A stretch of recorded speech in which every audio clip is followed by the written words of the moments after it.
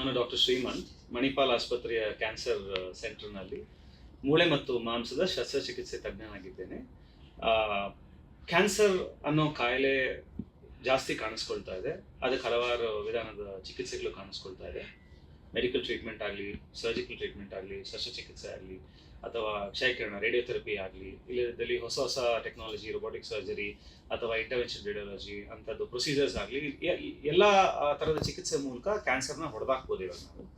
But ನಮ್ಮಲ್ಲಿ ಇದು treatment ಗುಣಮಟ್ಟ ಆಗಿದ್ದ ತಕ್ಷಣ ನಮಗೆ ಈ ಒಂದು ಪ್ರಶ್ನೆ ಏನು ಕೇಳ್ತಾರೆ ಅಂತಂತಂದರೆ, ನಮಗೆ ವಾಪಸ್ ಬರುತ್ತಾ, ಇದು ಮುಂದೆ ಬರ್ದಿರಂಗೆ ನೋಡ್ಕೋಬೋದಾ, ಆ್ಯಂಡ್ ಮುಂದೆ ಬಂದಲ್ಲಿ ಇದನ್ನು ಹೇಗೆ ನಾವು ಕಂಡುಹಿಡಿಬೋದು ಅಂತ. ಸೊ ಇದನ್ನು ನಾವು ಕಾಯಿಲೆ ಅಂತ ಹೇಳಲ್ಲ, ಇದು ಲೈಫ್ ಸ್ಟೈಲ್ ಥರ ಮಾರ್ಬಿಟ್ಟಿದೆ ಇವಾಗ. ಸೊ ಈ ಥರ ಇದ್ದಲ್ಲಿ ನಮಗೆ ನಾವು ನೋಡೋ ಸಾಧಾರಣ ಕಾಮನ್ ಕ್ಯಾನ್ಸರ್ಸ್ ಆಗಿದ್ದಲ್ಲಿ ಈ ಸ್ತನ, ಲಂಗು, ಮತ್ತು ಬ್ರೆಸ್ಟ್, ಪ್ರಾಸ್ಟೇಟ್ ಕ್ಯಾನ್ಸರ್ ಆಗಲಿ, ಕಿಡ್ನಿ ಕ್ಯಾನ್ಸರ್ ಆಗಲಿ, ಈ ಹಲವಾರು ಜಾಗಗಳಿಂದ ಕ್ಯಾನ್ಸರ್ ಟ್ರೀಟ್ಮೆಂಟ್ ಆಗಿದ್ದವ್ರಿಗೂ ಮೂಳೆ ಮತ್ತು ಮಾಂಸಕ್ಕೆ ಹರಡೋ ಒಂದು ಸಾಧ್ಯತೆ ಇದೆ. ಅದು 1 ವರ್ಷ, 2 ವರ್ಷ, 5 ವರ್ಷ, 10 ವರ್ಷ ಆದ್ರೂ ಆಗ್ಬೋದು. ಚಾನ್ಸ್ ಇರೋದು ಒಂದು 2 to 3% ಇರುತ್ತೆ. ಒಬ್ಬೊಬ್ಬರಲ್ಲಿ ಜಾಸ್ತಿ ರಿಸ್ಕ್ ಇರುತ್ತೆ, ಒಬ್ಬೊಬ್ಬರಲ್ಲಿ ಕಮ್ಮಿ ರಿಸ್ಕ್ ಇರುತ್ತೆ.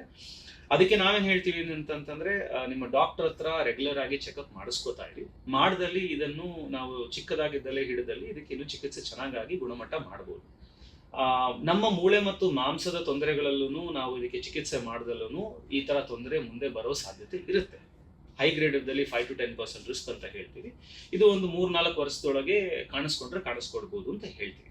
ಒಂದೊಂದು ಎವ್ರಿ ಪೇಷಂಟ್ಗೆ ಡಿಫ್ರೆಂಟ್ ಆಗಿ ಕ್ಯಾರೆಕ್ಟರಿಸ್ಟಿಕ್ಸ್ ಇರುತ್ತೆ, ಅದು ಯಾವ ಕ್ಯಾನ್ಸರ್ ಮೇಲೆ ಅಂತ. ಸೊ ಮುಂದೆ ಪ್ರಶ್ನೆ ಬರೋದು, ಇದು ಏನಕ್ಕೆ ಕಾಣಿಸ್ಕೋಬಹುದು, ಹೇಗೆ ಗೊತ್ತಾಗುತ್ತೆ ಅಂತ. ಮೊದಲನೇದು, ನೋವು ಅನ್ನೋದು ಕಾಣಿಸ್ಕೊಡುತ್ತೆ.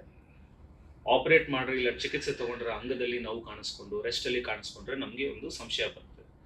ಬೇರೆ ಅಂಗಗಳಿಗೆ ಟ್ರೀಟ್ಮೆಂಟ್ ಮಾಡಿಸ್ಕೊಂಡು ಇಲ್ಲ ಬೇರೆ ಆರ್ಗನ್ಸ್ ಟ್ರೀಟ್ಮೆಂಟ್ ಮಾಡಿಸ್ಕೊಂಡು ಒಂದು ವಯಸ್ಸಲ್ಲಿದ್ದಾಗ ಬೇರೆ ಕಡೆ ಕಾಲು ನೋವು, ಮೊಣಕಾಲು ನೋವು, ಕೈ ನೋವು ಅಂತಂದಾಗ ನೆಗ್ಲೆಕ್ಟ್ ಮಾಡಬೇಡಿ. ಡಾಕ್ಟರ್ ಹತ್ರ ತೋರಿಸಿ ಅದನ್ನು ಸ್ಕ್ಯಾನ್ ಮಾಡಿ ಚೆಕ್ ಮಾಡಿಸ್ತಾರೆ. ಇದ್ರ ಜೊತೆಗೆ ಗಡ್ಡೆ ಬೆಳ್ಕೊಳ್ಳೋದು. ಸೊ ನೋವು ಜೊತೆಗೆ ಗಡ್ಡೆ ಬೆಳ್ಕೊಂತು ಅಂತಂದ್ರೆ ಕಾಯಿಲೆ ವಾಪಸ್ ಬಂದಿದೆ ಅಂತ ಅನ್ಕೋತೀವಿ. ಇಲ್ಲ ಬೇರೆ ಕಡೆಯಿಂದ ಅಂದ್ರೆ ಈ ಬ್ರೆಸ್ಟ್, ಪ್ರಾಸ್ಟೇಟ್ ಇಲ್ಲ ಕಿಡ್ನಿ, ಥೈರಾಯ್ಡ್ ಇಂದ ಬೇರೆ ಅಂಗಕ್ಕೆ ಇಲ್ಲ ಮೂಳೆಗೆ ಹೋಗಿದೆ ಅಂತ ಹೇಳ್ತೀವಿ. ಸೊ ಇದನ್ನ ಮೆಟಾಸ್ಟಾಸಿಸ್ ಅಂತ ಹೇಳ್ತೀವಿ. ಇದನ್ನು ಬೇಗ ಕಂಡುಹಿಡಿದರೆ ಇದಕ್ಕೂ ಒಂದು ಚಿಕಿತ್ಸೆ ಮಾಡ್ಬೋದು. ಸ್ವಲ್ಪ ಕೇಸಸ್ ಅಂದ್ರೆ ಸಿಚುಯೇಷನ್ಸ್ ಅಲ್ಲಿ ಏನಾಗುತ್ತೆ ಅಂತಂದ್ರೆ, ಈ ಕಾಯಿಲೆಗಳು ಮೂಳೆ ಮಾಂಸದ ಗಡ್ಡೆ ಆಗಲಿ ಅಥವಾ ಬೇರೆ ಕ್ಯಾನ್ಸರ್ಸ್ ಆಗಲಿ ಸ್ಪೈನ್ ಕಾರ್ಡ್ಗೆ ಇಲ್ಲ ಸ್ಪೈನಲ್ ಬೋನ್ಸ್ಗೆ ಇಲ್ಲ ಸ್ಪೈನಲ್ ಕಾರ್ಡ್ಗೆ ಅಲ್ಲಿ ಹೋಗಿ ಅದ್ರ ಮೇಲೆ ಒತ್ತಡ ಕೊಟ್ಟು ಕೈ ಕಾಲಿನ ಸ್ವಾಧೀನ ಹೋಗೋದು, ಪ್ಯಾರಲಿಸಿಸ್ ಆಗೋದು ಅಂತ ಒಂದು ಸಂದರ್ಭ ಬರ್ಬೋದು. ಅಂತ ಟೈಮಲ್ಲೂ ಅದನ್ನು ಕಂಡುಹಿಡಿದು ಅದಕ್ಕೆ ಚಿಕಿತ್ಸೆ ಕೊಟ್ಟು ಹಲವಾರು ವಿಧಾನಗಳಲ್ಲಿ ಟ್ರೀಟ್ಮೆಂಟ್ ಮಾಡ್ಬೋದು. ತುಂಬಾ ರೇರ್ ಆಗಂತಂದ್ರೆ 2 ಥರದ್ದು ನೋಡ್ತೀವಿ. ಒಂದು, ಕ್ಯಾಲ್ಸಿಯಂ ಅನ್ನೋದು ತುಂಬಾ ಜಾಸ್ತಿ ಆಗುತ್ತೆ, ಅಂಥದ್ರಿಂದ ಅವ್ರಿಗೆ ವೀಕ್ನೆಸ್, ಆಯಾಸ ಜಾಸ್ತಿ ಆಗ್ತಾ ಬಂದ್ಬಿಡುತ್ತೆ, ಬ್ಲಡ್ ಕೌಂಟ್ ಕಮ್ಮಿ ಆಗ್ತಾ ಬಂದ್ಬಿಡುತ್ತೆ. ಇನ್ನೊಂದಷ್ಟು ಕಮ್ಮಿ ಸಿಚುವೇಶನ್ಸ್ ಅಲ್ಲಿ ಏನಾಗುತ್ತೆ ಅಂತಂದ್ರೆ, ಮೂಗು ಪೆಟ್ಟಿಂದ ಮೂಳೆ ಒಡೆದೋಗೋದು, ಆಮೇಲೆ ಅವರು ಓಡಾಡಕ್ಕಾಗದೇ ಇರೋ ಸಂದರ್ಭ ಬರುತ್ತೆ. ಅಂತ ಟೈಮಲ್ಲೂ ಕ್ಯಾನ್ಸರ್ ಒಂದು ಭಾಗದಿಂದ ಇನ್ನೊಂದು ಭಾಗಕ್ಕೆ ಹರಡಿದೆ ಅಂತ ಹೇಳ್ತೀವಿ. ಸೊ ಈ ಹಲವಾರು ಅಂಶಗಳನ್ನ ಒಂದು ಮೈಂಡಲ್ಲಿ ಇಟ್ಕೊಂಡು ನಾವು ಪೇಷಂಟ್ಸ್ನ ಎಜುಕೇಟ್ ಮಾಡ್ತೀವಿ. ನೀವು ಟ್ರೀಟ್ಮೆಂಟ್ ಆದಲ್ಲಿ ಮರ್ತು ಹೋಗ್ಬೇಡಿ, ಎಲ್ಲ ಚೆನ್ನಾಗಾಯ್ತು ಅಂತ ಅಂದು ನೀವು ನಮ್ಮನ್ನ ಹತ್ರ ಬರೋದು ನಿಲ್ಸಕ್ ಹೋಗ್ಬೇಡಿ. ನಿಮ್ಮ ಡಾಕ್ಟರ್ ಹತ್ರ ನೀವು ರೆಗ್ಯುಲರ್ ಆಗಿ ಚೆಕಪ್ ಮಾಡಿಸ್ಕೊಂಡಲ್ಲಿ ಈ ತರ ಅಂಶಗಳು ಏನಾರ ಕಾಣಿಸ್ಕೊಂಡಲ್ಲಿ ಇದಕ್ಕೆ ಟ್ರೀಟ್ಮೆಂಟು ಅತಿ ವೇಗವಾಗಿ ಕೊಟ್ಟು ಗುಣಮಟ್ಟ ಮಾಡ್ಬೋದು. Thank you.